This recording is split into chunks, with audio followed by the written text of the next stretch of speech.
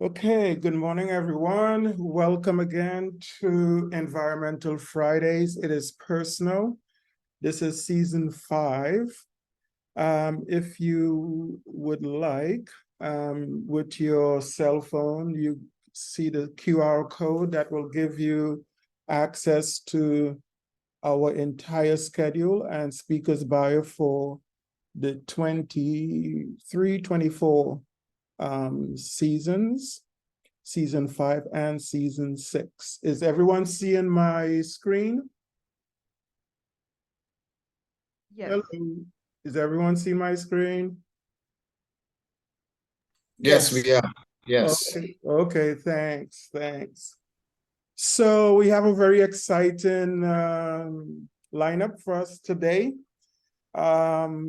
Before we get started, one of the things I wanted to keep emphasizing this season, maybe even this year, is this photograph.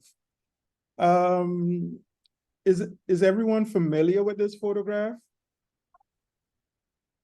Guys, you can respond to me. It's No, I've okay. never seen it. No. No? Well, this is an iconic and historic, one of the most famous photographs. It was taken by a Apollo astronaut, took this picture of Earth rising above the surface of the moon, and it's referred to as Earthrise. Again, if you want to know more about this photograph, that QR code in the corner there would lead you to a video, and you could learn some more about Earthrise. So this is one of the most famous photos, actually. It's described as one of the most famous photos in human history.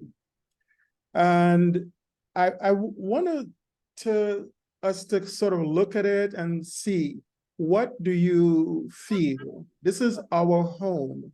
This is Earth. This is the blue planet. How does it make you feel?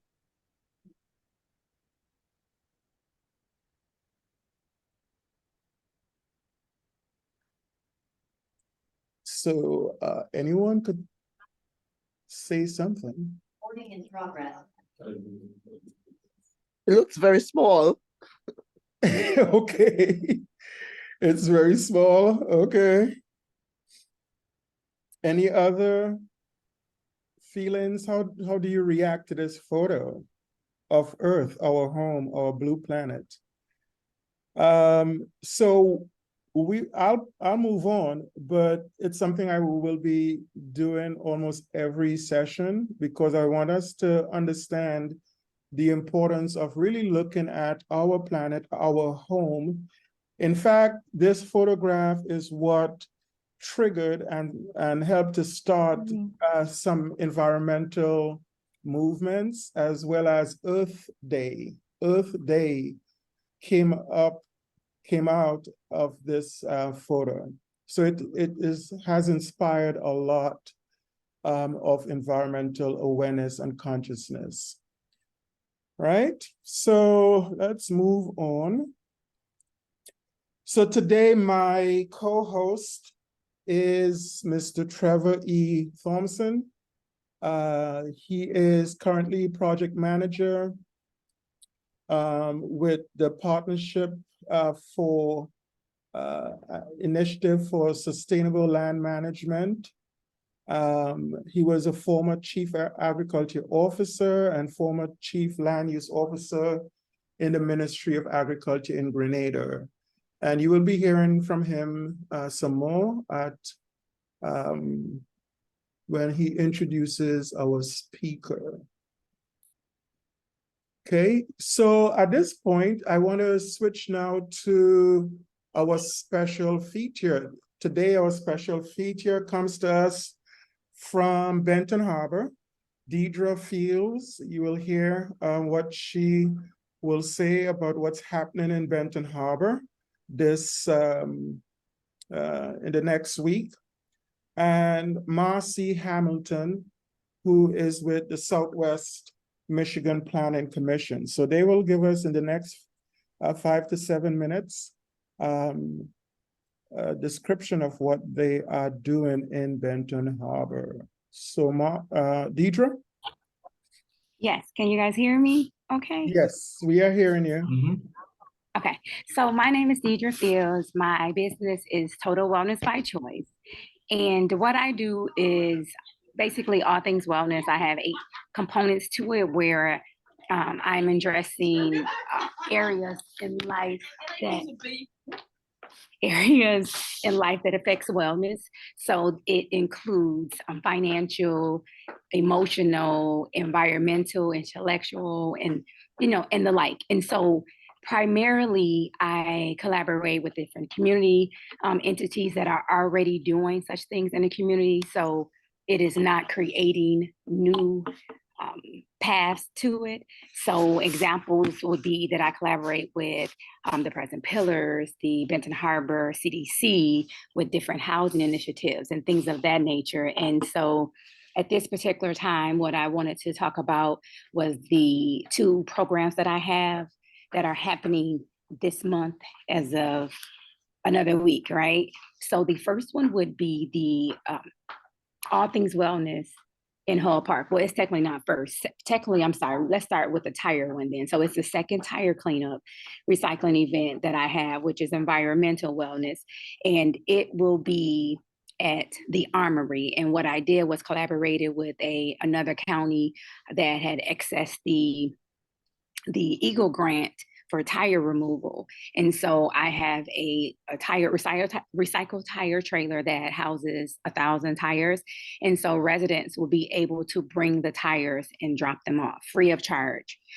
So no expense to the community. That event starts on September 29th and goes through October 3rd. And the drop-off time frames for the public is 3 to 7. I'm actually, scheduling different mass pickups and mass drop-offs with different entities that have volunteered. So again, that is September 9th through October 3rd, and the public drop-off time is 3 to 7. So volunteers for that would help with collecting basic information and then actually taking part in the count and the loading of the tires, because we don't want to go over, right? So the second event is All Things Wellness. It will be in Hull Park, and that is Saturday, September 30th, and that is from 11 to 3. And this program event is actually one that I collaborated with Marcy and the Southwest Planning Commission in regards to providing an update on the $1 million grant that Hull Park has. Hull Park is the oldest park in our community and has so much historical value. I mean, it is my neighborhood park. And so just getting an update and inviting the residents to be a part of this component of wellness, which is our social, it's our environmental. One of the vendors or resources that would be there is Zoe, that does different outdoor activities. So like nature hikes, we have been doing kayaking. So if you've seen anybody on the lake, that was more than likely Zoe, Al, and us. And so again, it'll be various resources. So Corwell, Michigan Works will actually be there, the Benton Harbor Boys and Girls Club, and I can go on and on. However, vendors are still, and resources are still welcome to sign up as well, because we want the whole rounded, the holistic, right, the complete components to wellness. So we'll have the social aspects of the library will be there with different activities and things with the kids. I'll be doing yoga, and then we have a couple fitness individuals that will take part in doing things in regards to activity and physical engagement. I have a lactation specialist, Tamika White, who is her entity is Lac Power. So it's empowering breastfeeding parents and their support systems. So again, it's all things wellness. I am a advocate for wellness, however that looks. And my why, which a lot of times I don't necessarily offer. Originally, my background is, case management, family intervention, things of that nature. So I don't know if you guys have saw my bio. So it's child protective services, career development, things of that nature. My father was murdered here in Benton Harbor approximately 4 years ago. And so I moved back and I wasn't okay. I wasn't my bubbly self. I didn't have energy. I was fully vegan, right? But I didn't have the motivation and things to continue. And so I researched wellness and then. Deidre, we have to move on. Okay, no problem. So that is my why I'm so excited about wellness. Thank you. All right, thank you. And we'll put up the rest of your bio in our Facebook page and so on. Thank you. Marcy? Thank you, and I'm excited to partner with Deidre on this Hall Park event. I've been a speaker here on Environmental Fridays in the past about the Ox Creek, which is a creek that runs right through the middle of Benton Harbor, goes right past Hall Park. And so when I think about Hall Park, I think about Ox Creek. And I've been working tirelessly over the last couple of years writing grants to try to bring back, like Deidre said, this is the community's oldest, most historic, largest park, and it needs some love. It really needs a lot of love. It's kind of gone, it's not been taken care of. So with Deidre's idea to hold this event there, we want to start activating this park and getting people out there. And then we also want to take the opportunity on this Saturday event, a week from Saturday at noon. So the event's from 11 to 3, but at noon, there's going to be a special announcement of some new grant funding. Deidre mentioned we already got $1 million to fix up Hall Park. But we're going to have the EPA and Eagle there and NOAA there to announce more and new funding to restore Ox Creek and to help Hall Park. So as you can see, those are the speakers up there. I'm obviously not going to list them all. And then Dr. Murray was kind enough to put a QR code that if you want to learn more about my organization, the Southwest Michigan Planning Commission, you can click on that or scan that QR code and watch a video about our organization. So excited to be a part of this with Deidre. And if you want a fun Saturday, right now it looks like the weather's going to be good. So come out, it'll be a lot of fun. And if you want to have a table with resources or kids activities or family activities, just contact Deidre or I and we can get you set up. So thank you. Okay, very good. Thank you very much again. Marcy, and as you mentioned, yes, you were a guest speaker for us earlier on last school year, I believe. And we will include all of this information on our social media, Facebook, the Benton Spirit, and so on. So thank you both, Marcy Hamilton, Deidre Fields, for this special feature. We turn next to our guest speaker, and Trevor, you will do the honors for us of introducing our guest speaker.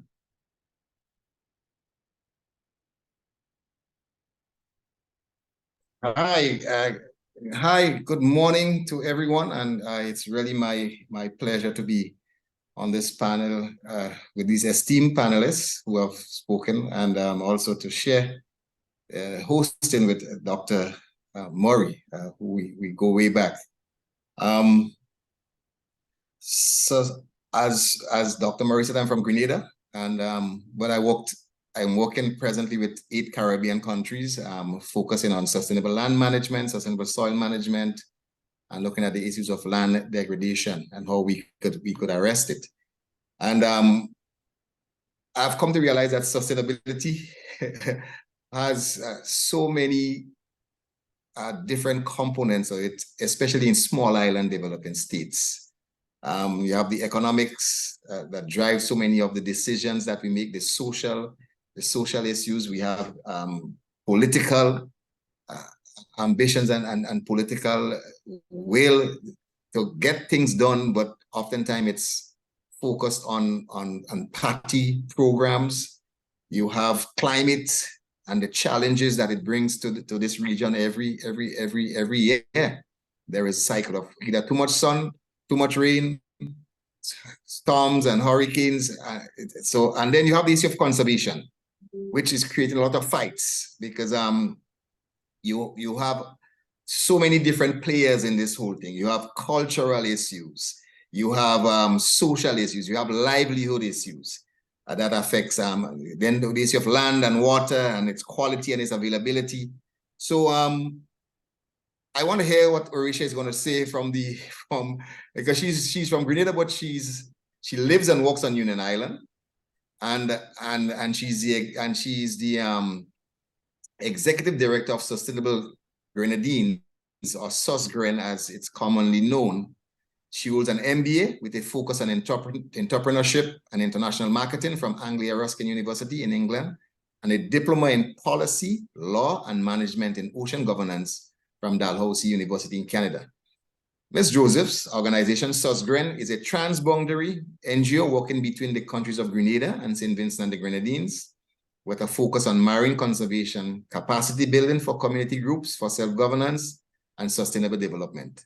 And she's also a certified PADI diver and enjoys birding and hiking. So Orisha, it's my pleasure to be on this panel with you today. And I want to turn the microphone over to you and say, you have the floor. Please go ahead with your presentation. Thank you very much, and good morning to all. Good Thank you morning. again, Dr. Murray, for having me on today's panel. Thank you very much, Trevor, for that introduction.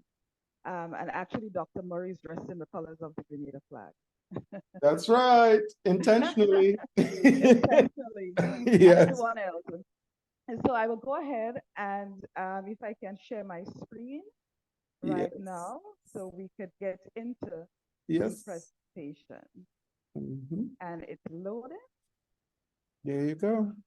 Perfect. And let me go into slideshow. I hope everyone is hearing me loud and clear. You could tone it up a little bit. Okay, Yeah, this that's it. better. Yes. Perfect. Wonderful. So again, good morning to everyone. And I'm going to talk about conservation and sustainability in the Grenadines. And I want to talk about it in the form of the Ashton Lagoon story. And you will see that there is still dots after the Y because it's a story that will continue, because it's a story from now and as we go forward in the future. Short introduction of SUSGREN. We are a transboundary organization. First, we was a project of the West Indies a project of the West Indies, and then we transitioned to a full-fledged NGO in 2010, and then now we have been operating as such across Grenada and St. Vincent and the Grenadines, with special focus on the Grenada Bank, or what we call the Grenadine Islands, which is all the way from Bequia to Carriacou, or Carriacou to Bequia, because it's such an important space. So as we talk about the Ashton Lagoon story, I want to talk about how conservation is seen, how people engagement is seen, and development, and how sometimes we could avoid these issues and continue to go forward. So where we currently are based is on Union Island. It's a small island which is of the south of St. Vincent and the Grenadines, and very close to the islands of Grenada, which is Carriacou and Petit Martinique. And in 1995, a developer came in and wanted to do some development in what was the largest mangrove ecosystem in the entire country. And if you look at the photo on the left, you will see how that area was in 1993. It had a thriving bird population. A lot of families will take their children, they will go fish, and there's so much activities. But also that area was very important as it was a marine conservation area. It was also listed as an important birding area in 2008 by BirdLife International, and among other things. And then we have the familiar story where a developer came in and they said, well, hey, this is a great place. Why maybe we could remove the mangrove forest, put a golf course, install a marina, have some boats there, and have some good economic activity. Now, again, in the Grenadines, people do rely heavily on tourism and fishing. and other small business associated with that. So you could imagine back in 1994, it sounded very nice. You know, people are thinking about maybe I could get jobs and I can move into different areas. But sometimes what does it cost us if proper planning is not taken into consideration? Doesn't mean that you're against development, but what type of development are we looking at? I want us to focus a little bit on these photos. Again, top left, how the area was, and top right. Then in 1994, 1995, development started. Bottom left, we saw the implementation of the marina berths being installed. And then we see at the bottom right, what happened after the developers left. I'm sure we could see from a pristine area to now algal bloom, no circulation of water in the area. So we can imagine what has happened. And this is the coastal modeling of what did occur. Of course, we could see the direction of the currents have changed, which obviously, as we know, will have dire consequences on marine life, avian life, and just people in general who used to use the area. Because even when we talk about conservation, I want for us to also think that people are involved. It's not only the birds, the trees, the coral reef, the mangrove, but people are involved. And I think Deidre and Matthew were saying, how do we connect people with the environment in terms of wellness? Yes? So such went back in 2002, and I'm happy to see Lisa is on the call here with help from Birds Caribbean and many other partners came together and we started to talk to the community. Do we want to see that area just left dilapidated? What is your vision? What is the 50-year vision for the Grenadines, Union Island? How do we want to go forward now that the developers have disappeared and we have this eyesore to look at? And we started to engage the community, started to find out what are their vision, what are their aspirations, what are their dreams. You know, as Dr. Murray asked in the beginning, what do you feel when you saw that photo that Apollo took with Earth and the moon? So, of course, with many things, you have a lot of challenges to overcome. So, while we had to engage the community, engage key people who had different backgrounds, we also had to work with funders. And some of the challenges we experienced is obviously for about 15 years, 10 years to about 15 years, Susgren tried to work to get approval to actually do work in the area, which we call restoration or rehabilitation work. And and I know a lot of questions will come, so I don't want to go too deep. But when we had the money, we had no approval. And when we had the approval from government, finally, we had no money.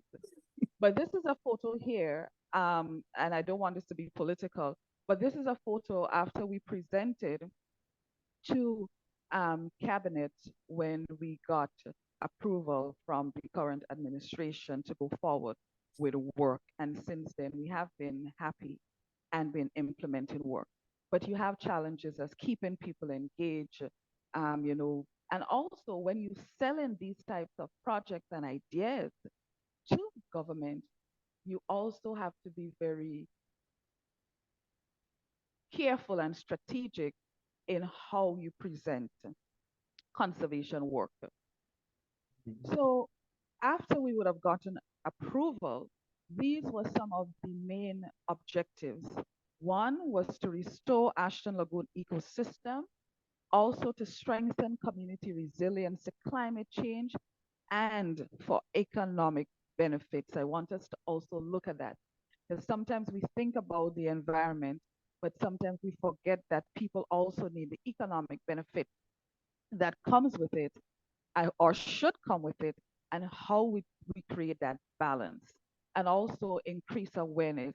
Again, getting people to understand it's always about connecting people and nature because we are part of nature. So this was the plan, was to do some rehabilitative work, develop the area not just for biodiversity, but also for economic strength and also to bring awareness. This is when we started to do some of the work. And what does that entail?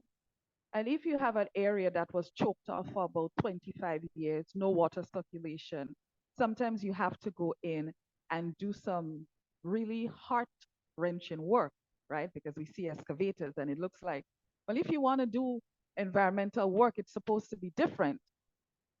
But one person told me sometimes if you, the same energy that something took to happen, sometimes, not all the time, sometimes you have to take the same energy to repair it.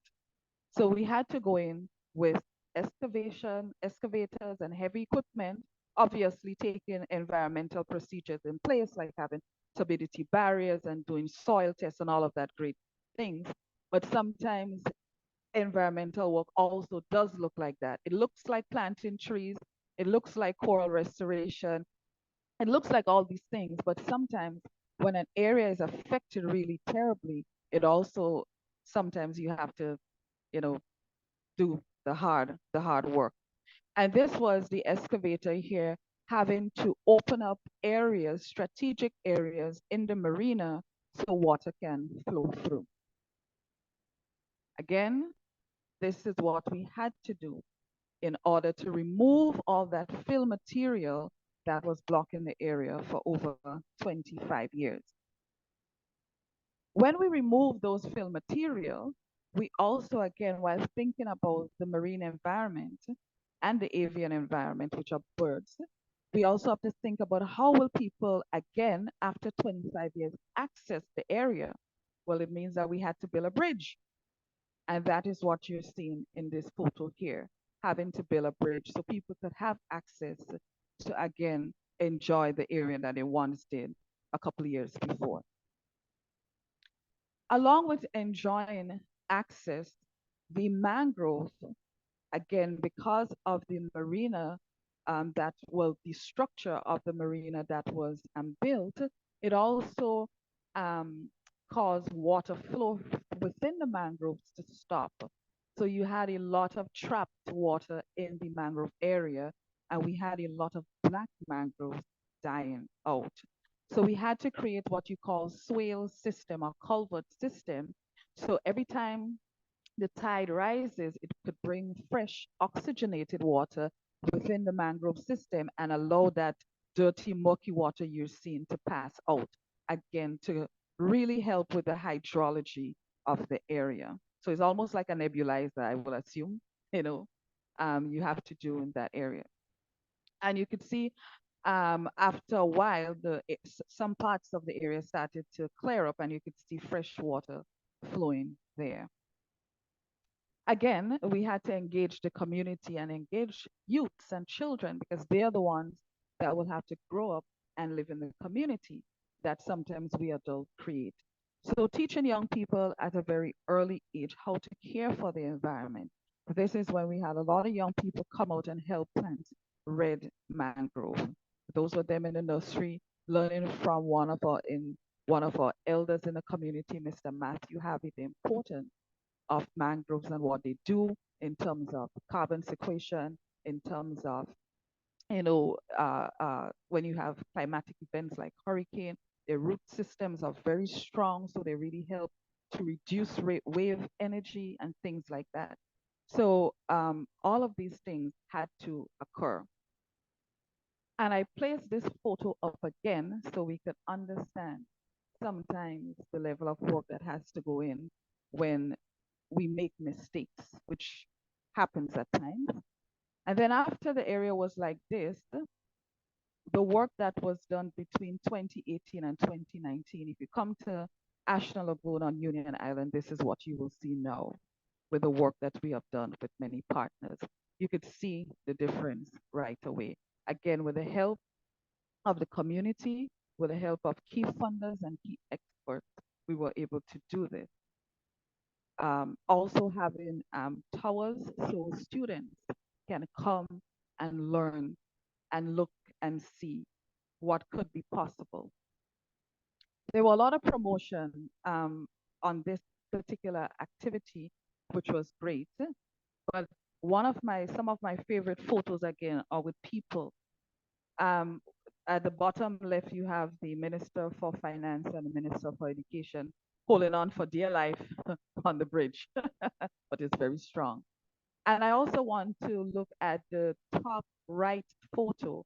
And these are people here who have stood with us and helped us over the years to get the work done. But I also want to say that this is a photo that shows the strength of the transboundary Grenadines, because I'm sure Trevor might notice that you have the former minister, Kendra Maturin Stewart on the left, and which is from Grenada, and also the minister on the St. Vincent side, Soboto Caesar on the right, again with Lisa and myself and some other folks. Again, because sometimes we have to understand that birds and tree and fish, they do not have passports, right? And the area is such an area that has affected both countries. You know, because that area was good for bait fishing and it's a good nursery. And you have fishers from Petit Martinique and Carriacou right there, right, which are from the Grenada side. So sometimes when conservation work happens, we think it could only be in our area, but sometimes it affects other people. So I really wanted to show that photo. And also a thriving bird population at the end. And we could see again photos with, again, the fish coming back in the area. All that dark spots you're seeing is fish, and also on the right, when we were able to open that area, so you have a lot of juvenile fish coming into the mangrove now and being able to stay there until they reach at a certain age when they could go back out. Again, these are some of the opportunities rehabilitating such an area was able to provide for the community. Again, biodiversity, but also economic. So you had people, tourists coming in, both local and visitors coming in and doing kayaking. We realized that the black mangroves was very good. So we started to make black mangrove honey, sea moss. So there were so many other things that happened. Let me hurry up. I'm not sure of my time. But I think of all that I have shown you, the story of Ashton Lagoon to me sums up in this picture. 25 years ago, people never visited the area. When I started to work in Sussex in 2012, it used to be myself, Katrina Collins, sometimes when Lisa is on island, and some people in the community, and we will go bird watching or bird monitoring. And it used to be about 5, 6 of us on the trail. For the first time in 25 years, these are people who are from Union Island, and probably, well, the two first photos who have never visited the area, and they're from Union Island. Union Island is only 3 square miles, very small. And now you have an opportunity where you see a teacher along with her children and students visiting the area to bathe, to enjoy, again, talking about wellness and what the environment does. We have the persons from St. Vincent on the bridge enjoying these things. So when we think about conservation and when we think about these stories, we are doing these things to help the environment, but also to help people to connect and to understand the things that sometimes they forget, they miss when it comes to doing this type of work and when it comes to the part the environment plays. So as I wrap up really quickly, I just want to thank all those people who helped us to reach this state, and also to say that even now as I'm speaking to you, that we still have work ongoing to do more work in the area. So thanks to everyone for your attention, and I hope I did not go over my time, and I was very clear that I assume we could ask questions at the end. So again, thanks everyone, and I want to thank everyone who continue to support us as we continue to do this work. But we have done work in other islands in terms of marine protected areas. We're doing a ice facility on Petit Martinique, funded by Jeff Grenada, and so many other things. But this was one of the stories I really wanted to share here today. Thanks, everyone. Yeah, that was a sure. Yes, thank you so much. Thank you, Orisha. This is a really great story, an example that should get like global attention.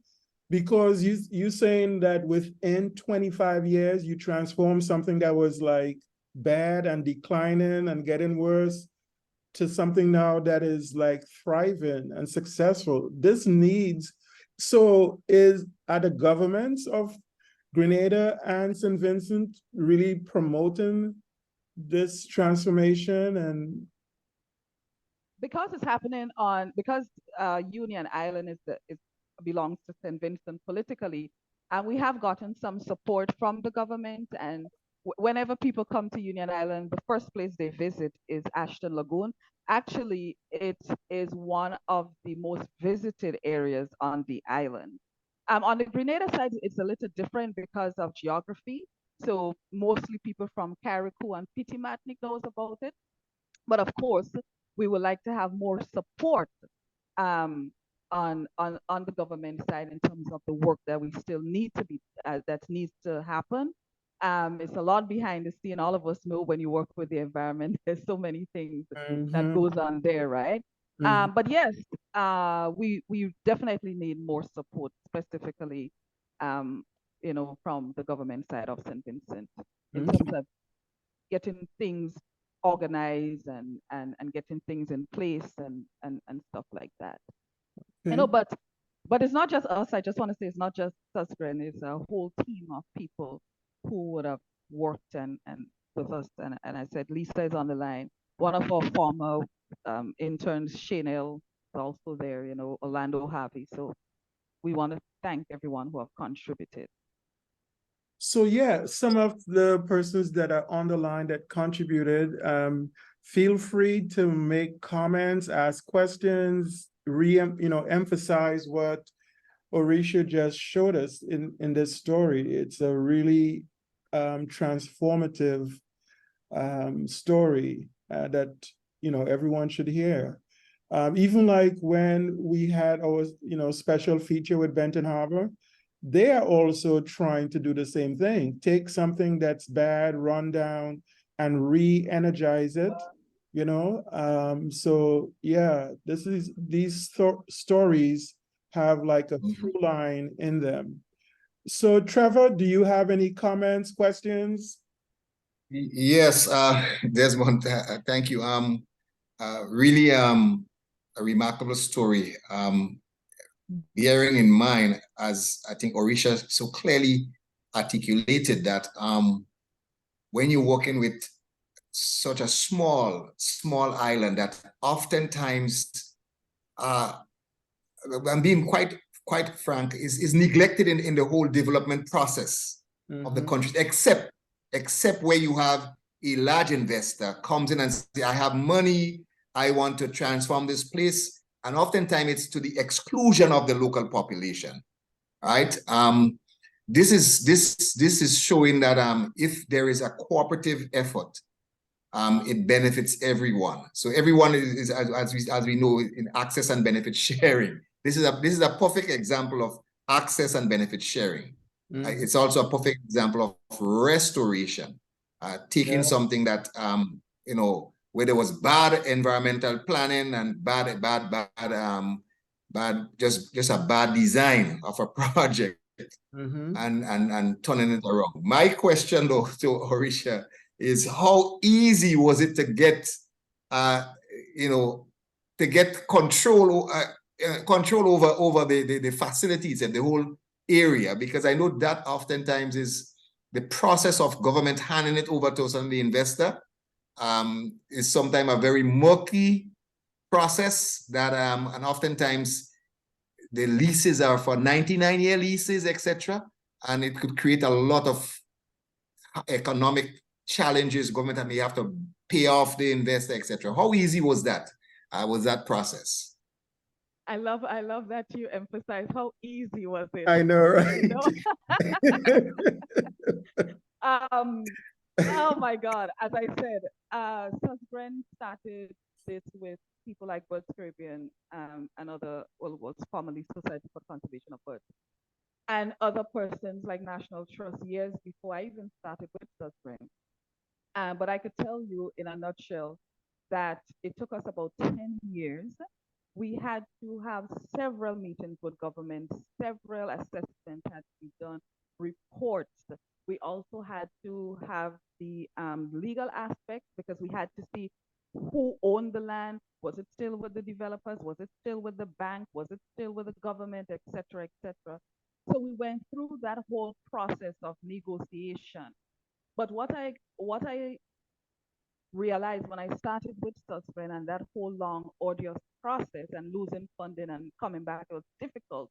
And we got frustrated because we had $1 million US for that project.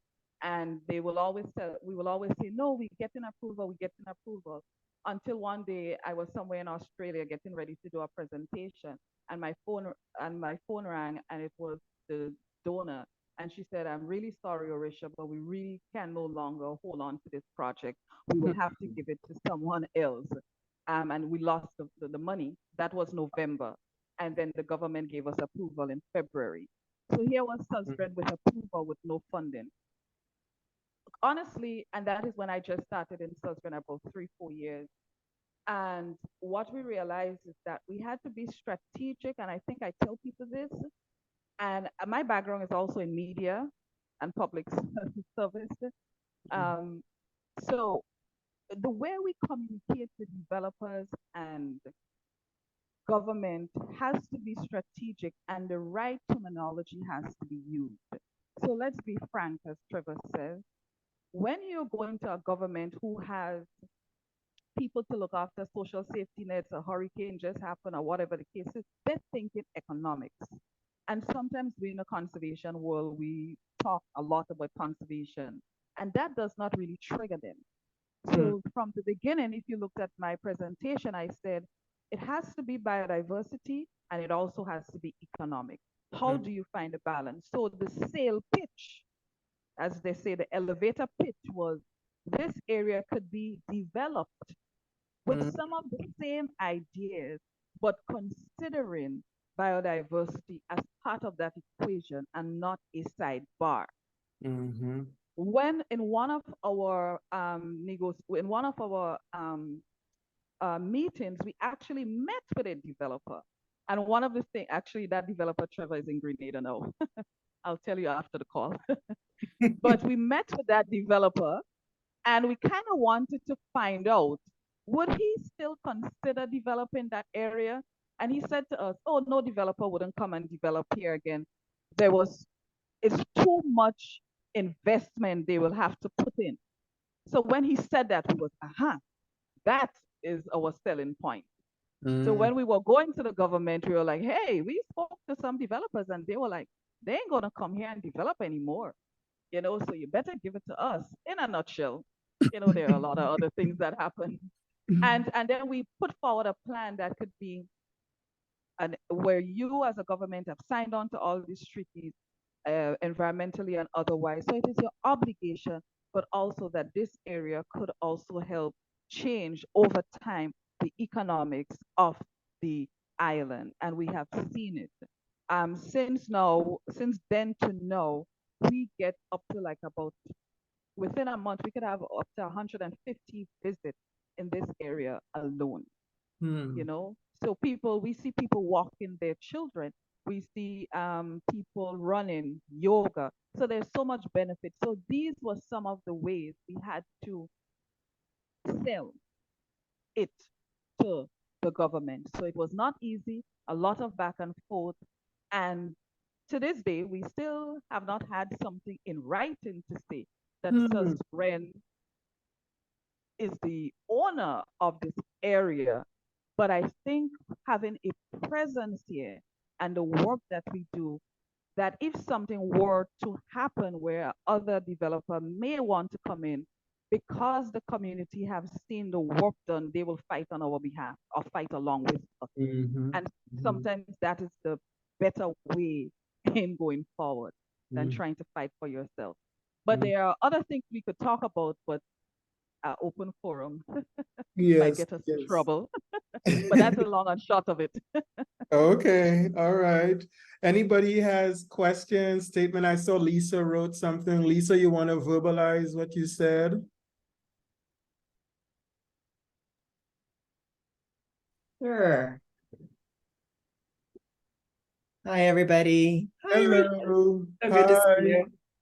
We go way back, and I know some of the blood, sweat, and tears that went into this project. And back when Martin Barito was involved, and it was just years of hard work and frustration. But I just have to commend the SESGRAN team because they never gave up, and they had the knowledge and the expertise and the intuition to know how to approach government. You know, I think Orisha, with your marketing background, it was very helpful. And then, of course, also emphasizing the economic benefits of taking care of nature is huge. You know, that you can have bird tourism. We have a whole project built around that called the Caribbean Birding Trail. And for that, we're trying to emphasize, let's train local bird guides. Let's build infrastructure that enhances sites for visitors, like the bridges that you have, the bird watching towers, the signage. People are so hungry to spend time in nature, you know, even more so since the pandemic. There was like an awakening to the beauty of birds, especially. And so, you know, if you can sell that as the benefit to governments, that it is going to provide jobs, and you know, you'll have the guides, you'll have visitors coming to see your place, and at the same time you're protecting the environment, which is providing those critical ecosystem services to local communities. So yeah, you guys have just done a superb job. And I'm just thinking, Orisha gave the keynote, one of the keynote addresses at our last conference in Guadalupe. And we have an international conference every 2 years. And I'm just thinking, like you were saying, Desmond, this needs to be more global. It does. What you've accomplished. We did write a blog article on it, and she's been written up in magazines. But really, like, we just need to get this message out even more, because on every island there are failed developments, damaged natural habitats, you know, where roads have been built and it cut off the water and it's killed the mangroves, and, you know, just so much impact. And now there is a trend towards doing these kinds of restorations, which is great. But more word needs to be go out about, you know, how you guys went about and did it, and because you did it so well. And you can really inspire and convince others to follow suit, you know, other governments that are reluctant or not listening. You know, if they could hear this story, that would be, I think, very compelling to many more people to go for it. You know, like, I think a lot of people think, how could we possibly accomplish something like this? But yeah, you have to have the vision and the perseverance, and have a good team, you know, because you have to go for the funding, you have to sell it. There's a lot of different aspects, you know, it's a lot of work. But here you're seeing the rewards. And I mean, this project is one that I'm like most proud of in my career, that I had a part in it, you know, and Birds Caribbean had a part in it. And I just feel like it was just such an incredible success. And just, you know, hats off to you for being a leader behind all of this, Orisha. And we need more Orishas on every island, really. Yes. So like, yeah, I'm thinking that's one of the things, right? People get discouraged when they see, you know, these environmental disasters happening, and they feel hopeless. This is an example of, like, you know, the restoration. It gives hope. In fact, this could be not just a model, but a company that does this work in other places, right? I mean, like, you talk about economic aspect, maybe as a environmental consultant or environmental restoration agency, you could take what you learned and what you did here on the road and turn it into a global business. Because of course, as NGOs, you are dependent on funding, right? Mm-hmm. And that is where Southern wants to go. I mean, our first name says it's sustainable, right? Mm-hmm. And it means that we should. But while I'm talking about Ashton Lagoon, I also, I'm not sure, Dr. Murray, and I could send this for you after. I want to also say that there's a similar story in Antigua Redonda, with the environmental awareness group, and they have restored one of the bird keys where absolutely had nothing. I know it's a lively area again. So, and I could give you the information. Oh, I maybe please do. be part of. So it's a really good restoration project also. And again, Lisa works with them too. So I think there are cases here, and we could join forces and, as you say, go on the road and show people how to get it done. And but again, I want to say that it is hard work and there's so much to do still in terms of the business aspect of it. And this is where Sustainable Grenadines is at now in terms of developing that business model Yeah, to yeah. balance with the environmental model, because it has to happen because we see what is going on. And this is for everyone in terms of, and as we say, conservation in the Grenadines, which was my topic. The Grenadines is really vulnerable. Very small islands. Yeah. Anything happens, there's, you know, we rainwater harvested, but then when St. Vincent had the volcanoes, everybody roofs had ashes on it. So how you harvest water if your roof have ashes on?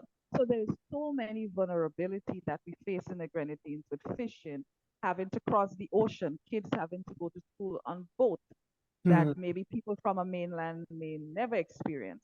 I am Right. from mainland Grenada, living in Union for the last 10 years, and living here has humbled me and really get me to understand that what we experience being from the larger countries, people in the Grenadines, they don't get to experience that. So you have to get from point A to point B. Even when you're implementing these projects, the cost of implementing these projects are quadruple because it has to come from a mainland, then it has to come down on a ferry. If the weather is bad, you cannot bring it, you know. So which means you have to wait, which means project timeline gets extended. So even when people thinking about all of these things, conservation also looks different on a larger island sometimes than even when you have these small connected islands. And the political part of it, where I am right now looking at Grenada. I am looking out my window and there is TT St. Vincent, TT Martinique, and Carriacou. But if I need to go over there, I have to check in and check out, and you have all the political things that goes with it. But as we say, the fish from Union goes to Grenada, and the fish from Grenada comes to St. Vincent, right? If I see a osprey bird on this tree, it could fly and go to PT Martinique, Yeah. and you know. So again, getting our politics to understand that the environment is like, it's different, obviously to respect everyone's sovereignty, but also to understand that in small places like this where people depend on each other and move around, when you're doing conservation work, it affects everyone. And I think that was one of the reasons why we invited persons on the Grenada side to come and look and see, because even in Grenada, we have some things that is happening, like for example, one of our Ramsar sites, there's a big development happening there, and some other areas. So again, so we don't make So she got through to you. Yes. and also to say that as conservationists, when we approach government, that we ought not to approach them in a very, standing on your soapbox way, because sometimes, I think there's this thing that NGOs don't like government, government don't like NGOs. And I tell people, no, that's not it. We just need to communicate properly, because sometimes governments, underscore, sometimes they just don't know. And sometimes when we approach them, we could say, okay, well, if you want to do development in a sensitive area, why don't you put a bridge? Or why don't you do it like this? Or why don't you use this material? Or when you're doing that, because there's a bird habitat, so you don't disturb. So we also in the conservation world have to find ways of communicating to government where they understand that we are not against you, but we are all in this together. Because when we leave our titles behind, again, going back to the Apollo picture, we all on this blue planet. And Yeah. as they say, we either live together or die together. So sometimes it's good to and learn that there will be compromise, in this conservation world. Sometimes you have to compromise some trees, you have to compromise, but you can't compromise where you know that you're going to destroy an entire area, Right. for economics that may not even benefit people. So Mm. again, it's always balance. You know, that skill of my art, always balance. Balance, yeah, yeah. So how would did you have to like literally bring new birds back in, or did they, once the place started to, thrive again, did they naturally come, or was it work to actually bring birds and other wildlife back?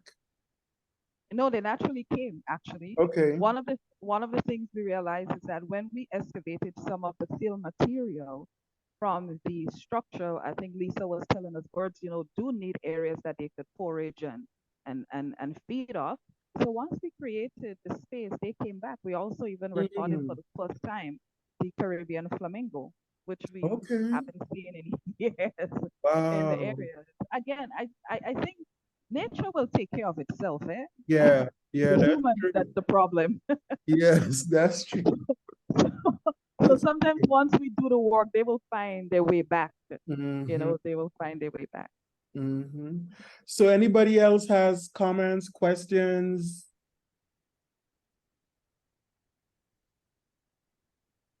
Sorry if I'm looking away, is that I'm using my computer and my phone. So That's all sorry. right. That's all right. I'm just so impressed with the fact that this group of, and I'll say young people, um, were just They are young compared to us, right? picking up on themselves and all the work that went into it. And, and as you said, it wasn't easy. It took a long time. You never gave up and you worked at it in a balanced way. You worked with government. You did all the back work, the foundation work, the everything, and saw this project to this point Mhm. where it's a beauty and it's a benefit to the community. And also that you included the community, young and old, because that's really important. Because if we just fix things and say, here are young people, we fixed it for you, there's not a buy-in that is necessary to Right. keep it going. So commendations, Orisha and your team. Yes. And Thank you. very good. Do you connect up and collaborate a lot with the either high schools, colleges, community colleges, university? Do they come and help? Do they bring students to do conservation education? Is it becoming a place where you can do like research and education?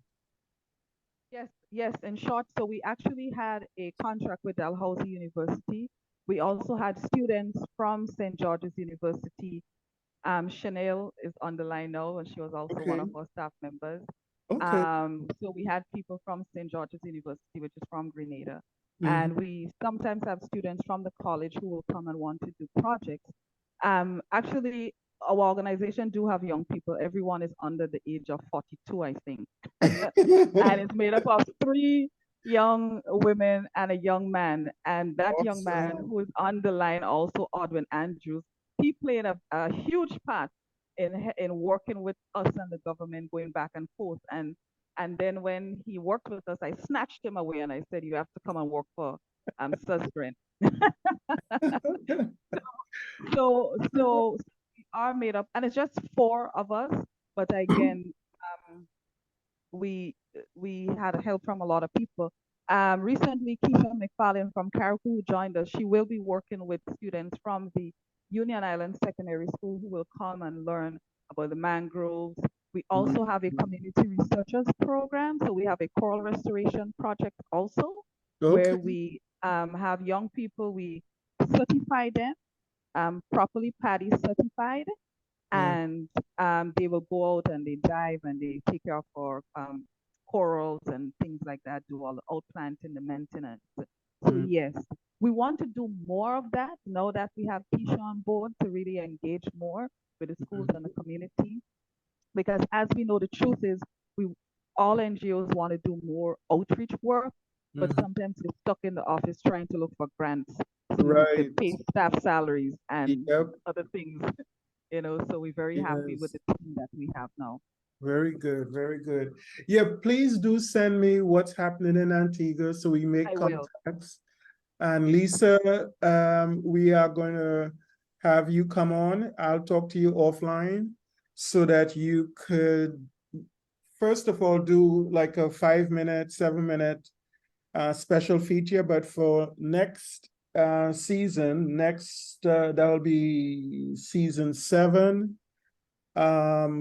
We definitely want you to do a full presentation. So we will talk Thank you. offline. And yeah, if you have other examples of this sort of thing happening in Grenada, throughout the Caribbean, please help us to connect with them so we could try to help, get the word out about this. And if you have events coming up or anything like that, or just an ad, a marketing, brochure or something, we could try on our end to get that out there on our social media platforms. Fantastic. Thank you. Great to All connect. right. Doc, just explain, I need to run off to another meeting that All right. Yes. So I just want to express my thanks to all of you, and Orisha, my next vacation spot is Union Island. Exactly right. Exactly. Welcome you. We will welcome you. All right. I think actually let's go ahead and close off by thanking all of you who came online here and the great work that Orisha is leading out in with Susgran. Lisa, thank you, Trevor, for coming on. Everyone that was part of that team that's on here, we really appreciate your hard work. And yeah, I would say try to make this a business model so you could take it global. A country needs environmental restoration, they come to you. That's another way of, that's another way of getting resources and sustainability for your organization. Thank you so much. And next week, Friday, we will actually be going to Toco in Trinidad. That's the topic for next week's Environmental Fridays. Hope everyone has a great weekend. Thanks again to all our participants. Have a wonderful day. Take care. Thank you. Thank Bye. you. Have a great weekend. Bye-bye. You Bye, too. Okay.